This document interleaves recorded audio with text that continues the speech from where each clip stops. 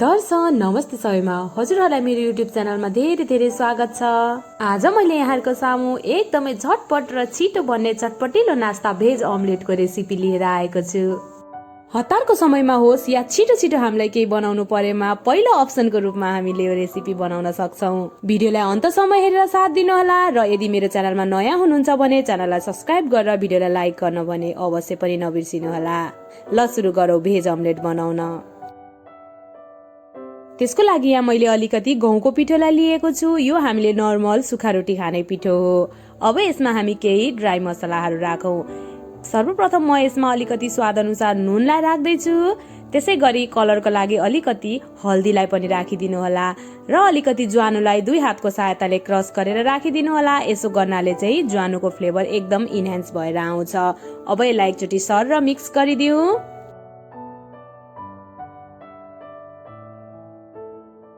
अलिकति कालो जिरालाई पनि राखिदिनु होला। यदि छैन भने स्किप पनि गर्न सक्नुहुन्छ। यसले चाहिँ हाम्रो रोटीको स्वाद एकदमै मिठो हुन्छ। अब यसलाई एकचोटी मजाले मिक्स गरिदिऊ। अब अरु मसलाहरू राखौं। मैले यसमा थोरै मसिनो गरी काटेको प्याजलाई राख्दै छु। त्यसै गरी अदुवा, लसुन र खोर्सानीलाई मैले यहाँ एकदमै मसिनो गरेर चप गरेको छु। यसलाई पनि म यसमा राख्दै छु। हजुरहरूले पेस्ट पनि लिन सक्नुहुन्छ, तर यसमा अलिअलि चङ्क्स आयो भने खानामा एकदमै स्वादिलो हुन्छ। अब यसमा मसिनो गरी चप गरेको टमाटरलाई पनि राखिदिऊ। त्यसै गरी मसिनो गरी काटेको हरियो धनियालाई पनि यसमा राखिदिऊ। अब यसमा थोरै पानी राख्दै यसको ब्याटर बनाऊ।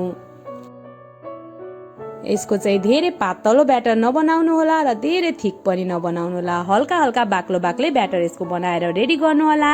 ल हेर्नुस्, भिडियोमा देखाए जसरी नै थोरै पानी राख्दै यसको ब्याटर तयार गर्नु होला। मैले यसमा नर्मल चिसो पानीलाई नै लिएको छु। हजुरहरूले यो मसलाहरूलाई, धनिया अदुवाहरूलाई चाहिँ पेस्ट बनाएर पनि लिन सक्नुहुन्छ। मैले चाहिँ यसलाई मसिनो चप नै गरेको छु, किनभने अलिअलि चङ्क्स मुखमा आयो भने यसको स्वाद एकदमै मिठो हुन्छ। ल हेर्नुहोस्, यतिको ब्याटर बनाउनु होला। धेरै पातलो चाहिँ नबनाउनु होला। अब म यसमा कलरको लागि थोरै काश्मिरी रातो धुलो खोर्सानीलाई पनि राख्दैछु र यसलाई पनि मिक्स गर्दैछु। यो चाहिँ अप्सनल हो, हजुरहरूले नराख्नु भए पनि हुन्छ। कतिको पिरो खानुहुन्छ त्यही अनुसारले एडजस्ट गर्नु होला। ल हेर्नुहोस्, यतिको ब्याटर बनाउनु होला। हाम्रो ब्याटर चाहिँ धेरै गिलो पनि नहोस्। यतिको बाक्लै ब्याटर बनाउनु होला। बाक्लो ब्याटर भयो भने हाम्रो रोटी चाहिँ एकदमै टेस्टी र मिठो हुन्छ। ल हेर्नुहोस्, यसरी झार्दाखेरि यसरी झरोस्। ल हेर्नुहोस् त कस्तो राम्रो बाक्लो देखिएको छ। अब हामी यसको रोटी बनाउन तर्फ लागौं। त्यसको लागि मैले यहाँ ग्यासमा तावालाई मजाले तताएर लिएको छु। हाम्रो तावा मजाले तातिसकेपछि म यसमा 1 चम्चा घिउलाई राख्दै छु। हजुरहरूले तेल अथवा बटर पनि राख्न सक्नुहुन्छ।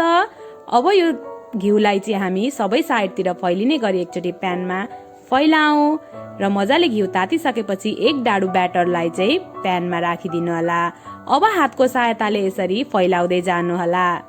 हाम्रो ब्याटर चाहिँ बाक्लै भएको हुनाले यो डाडुले फैलाउन अलिक गाह्रो हुन्छ। त्यसैले हातको सहायताले हल्का रूपमा यसरी फैलाउँदै जानु होला।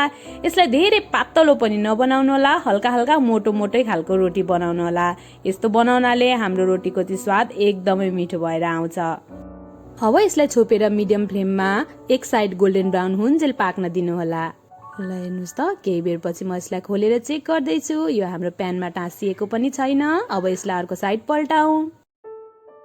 एक साइड चाहिँ हाम्रो मजाले गोल्डन ब्राउन भएर पाकिसकेको छ। अर्को साइड पल्टाएर अब यसलाई पनि छोपेर लो हिटमा 30 सेकेन्ड जस्तो गोल्डन ब्राउन हुन्जेल पकाउनु होला। बीचमा चेक गर्दै गर्नु होला। ल हेर्नुहोस् त, हाम्रो रोटी चाहिँ कस्तो राम्रो देखिएको छ। अब यसमा म माथिबाट घिउलाई ग्रिज गर्दैछु। हजुरहरूले बटरले पनि ग्रिज गर्न सक्नुहुन्छ अथवा तेल पनि युज गर्न सक्नुहुन्छ। एक साइड ग्रिज गरिसकेपछि अर्को साइड पल्टाएर अर्को साइडतिर पनि घिउ ग्रिज गरिदिनु होला।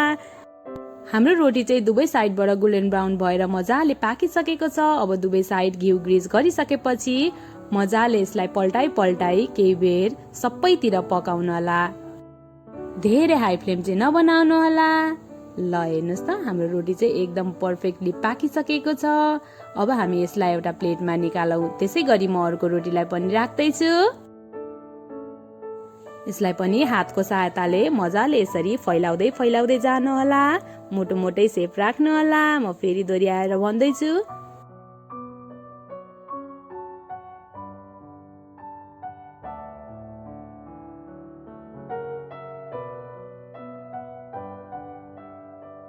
यसलाई पनि अघिको जसरी नै मजाले छोपेर मिडियम फ्लेममा गोल्डन ब्राउन हुन्जेल एक साइड पकाउनु होला र अर्को साइड पल्टाएर अर्को साइड पनि गोल्डन ब्राउन हुन्जेल पकाउनु होला र घिउले ग्रिज गरेर मजाले रेडी गर्नु होला। यो चाहिँ हामीलाई हतारको समयमा होस् अथवा केटाकेटीलाई टिफिनदेखि लिएर बुढाबुढीलाई नास्ताको रूपमा पनि एकदमै पर्फेक्ट रेसिपी हो। एकचोटि बनाएर हजुरहरूले पनि अवश्य ट्राई गर्नुहोला। यो खानामा एकदमै मिठो हुन्छ र एकदमै हेल्दी रेसिपी पनि हो। क्विक क्रेभिङको लागि पनि यो रेसिपी चाहिँ एकदमै सुइटेबल छ। झटपट बनाएर 2 मिनेटमै हामीले तयार गर्न सक्छौँ। ल हेर्नुहोस् त गफै गफमा हाम्रो अर्को रोटी पनि पाकेर तयार भइसकेको छ। अब यसलाई पनि मजाले घिउले ग्रिज गरिदिनु होला। दुवै साइड ग्रिज गरिदिनु होला। यसो गर्नाले चाहिँ यसको टेस्ट एकदमै मिठो हुन्छ।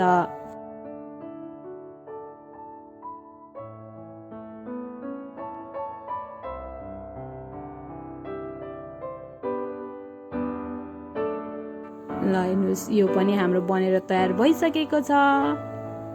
ल यसलाई पनि हामी अब प्लेटमा निकालौँ।